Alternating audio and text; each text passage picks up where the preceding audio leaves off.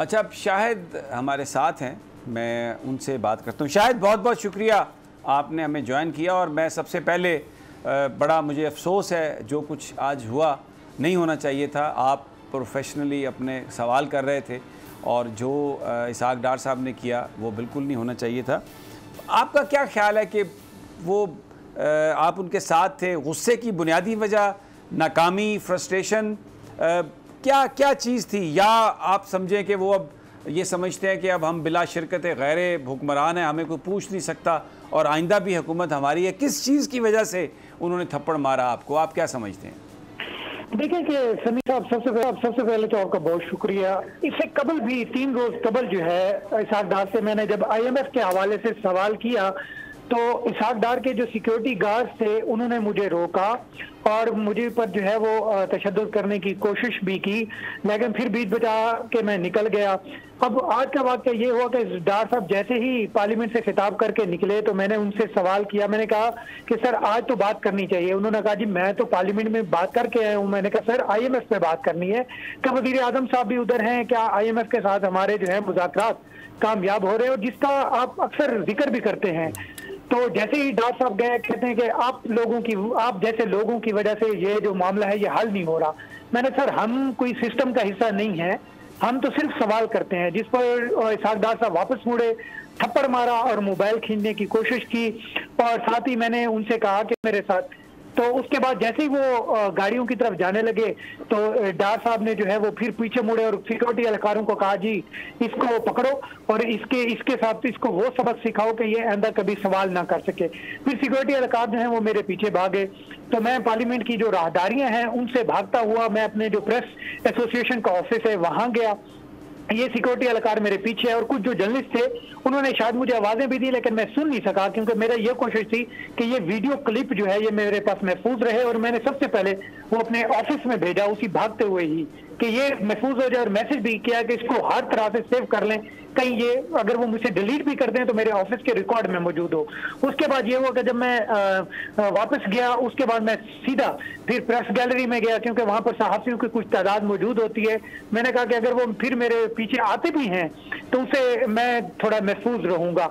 और ये डार साहब से जब भी मैंने सवाल किया है हमने इकोनॉमी पे सवाल किया है, कभी उनकी पॉलिटिक्स पे नहीं किया, कभी उनके लंदन आने या जाने पे नहीं किया, हमेशा इकोनॉमी की बात की है क्योंकि मैं फाइनेंस जर्नलिस्ट हूं और पिछले 8 साल से मैं फाइनेंस इकोनॉमी कर रहा हूं। पर मेरा हमेशा सवाल इकोनॉमी, IMF, पाकिस्तान की जो मुआशी सूरत हाल है, जो GDP है, जो हमारे डेफिसिट्स हैं, बरामदात हैं, दरामदात हैं, अगर हुकूमत को इकदाम उठाती है तो उससे हमें क्या फायदा होगा, और उस पर अगर हुकूमत बड़ा दावा करती है तो उस पर मैं तनकीद भी करता हूँ, सर आपने ये कहा है लेकिन जो फैक्ट्स हैं हमें ये बता रहे हैं। तो ये मेरे हमेशा सवालात होते हैं और आज भी यही सवाल था कि इकोनॉमी के हवाले से, IMF के हवाले से जिसका हुकूमत डार साहब दावा करते रहे हैं। और गुज़िश्ता 3-4 दफा मैं ये सवाल कर रहा हूँ और एक दफा तो उन्होंने मुझे बरमला जब पोस्ट बजट था तो उसमें उन्होंने कहा कि आप PTI से हैं।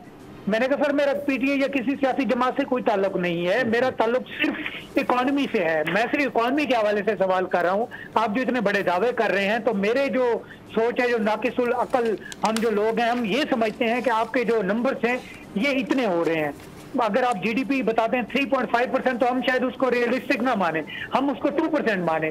तो हमारे सवालात ऐसे ही होते हैं और आज भी इसहाक डार साहब ने जो है वो फिर थप्पड़ भी मारा और तशद्दुद भी किया। जी ठीक है, मुझे ये बताइए कि थप्पड़ मारा उन्होंने आपको, इससे शायद फिज़िकली तो इतना आपको प्रॉब्लम नहीं होगी, लेकिन एक जो इंसान की डिग्निटी है जो आईन पाकिस्तान गारंटी करता है, किसी वज़ीर को या किसी भी हुक्मरान को, किसी भी बाख्तियार आदमी को ये तो हक़ नहीं है कि वो पब्लिकली किसी को इस तरह थप्पड़ मारे, उसकी तज़लील करे। और अब आप कानूनी चाराजोई जो है ज़ाहिर है एक हो सकती है क्योंकि उन्होंने आपकी जो एक डिग्निटी है उस पर उन्होंने हमला किया है और ये एक बहुत बड़ा जुर्म है और थप्पड़ भी उन्होंने मारा है। तो कानून में अगर ये साबित हो जाता है तो सज़ा है, भले कम है लेकिन कम अज़ कम एक रेजिस्टेंस तो है। तो आप कोई इस हवाले से कुछ सोच रहे हैं, कुछ कोई FIR दर्ज करवाएंगे, आप दरख्वास्त देंगे कि आपकी डिग्निटी पर हमला हुआ है, या कोई और आपके जहन में ऑप्शन है? देखें कि जहां तक हमले की वो बात है, तस्दीक है, उसकी पार्लियामेंट की तमाम जो सीसीटीवी फुटेज है वो पार्लियामेंट में मौजूद होती हैं, और जहां पर वो गाड़ी में सवार होकर जाते हैं, जहां से अक्सर पीएम भी जाते हैं उस साइड से, वहां पर कैमरे लगे हुए हैं, वहां कैमरों में देखा जा सकता है।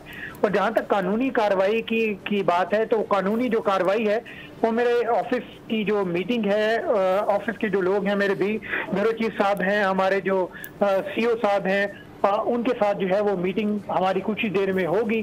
तो उसके बाद ही हम फैसला करेंगे कि हमने फर्दर जो कानूनी कार्रवाई है वो क्या करनी है।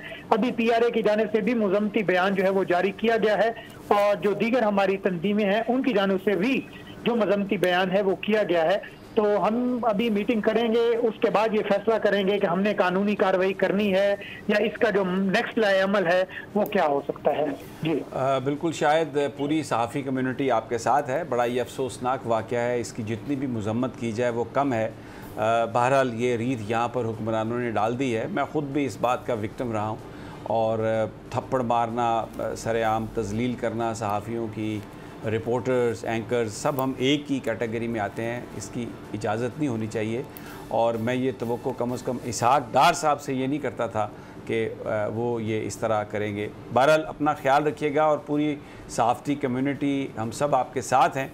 और ये एक अफसोसनाक वाक़या, इससे नाज़रीन ये बेसिकली दिखाने का मकसद आपको ये सारी फुटेज और जो शाहिद साहब से बात की है, आपको ये अंदाज़ा हो कि इस वक्त जो हुक्मरान है किस कदर हठधर्मी है, कानून लॉलेसनेस जो है वो इतनी ज़्यादा है।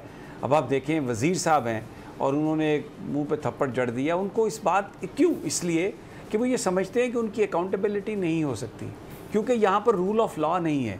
ये सोसाइटी जो है, अगर इसमें रूल ऑफ लॉ नहीं होगा, इसी तरह लॉलेसनेस होगी, तो कौन आगे बढ़ेगा? मुझे आप बताइए। सब कोई भी आगे नहीं बढ़ेगा। बहुत से केसेस ऐसे हैं जिसमें लोगों के एफआईआर भी नहीं होती। आपने भी ये सारी चीज़ें एक्सपीरियंस की हुई हैं, और मेरे ख्याल में ये जो सारा कुछ हुआ है, ये इसहाक डार साहब की फ्रस्ट्रेशन को जाहिर करता है कि उनका फेलियर है इकोनॉमिकल फ्रंट के ऊपर।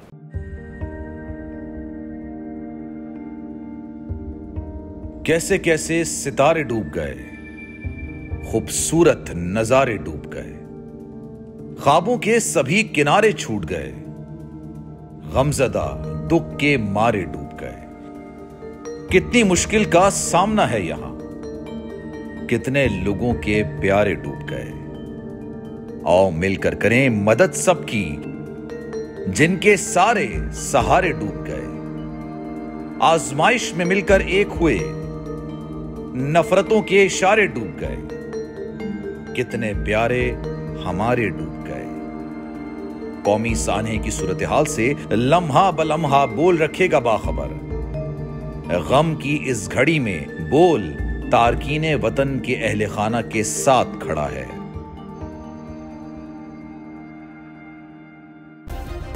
सब्सक्राइब करें और बेल दबाएं ताकि कोई खबर रह न जाए।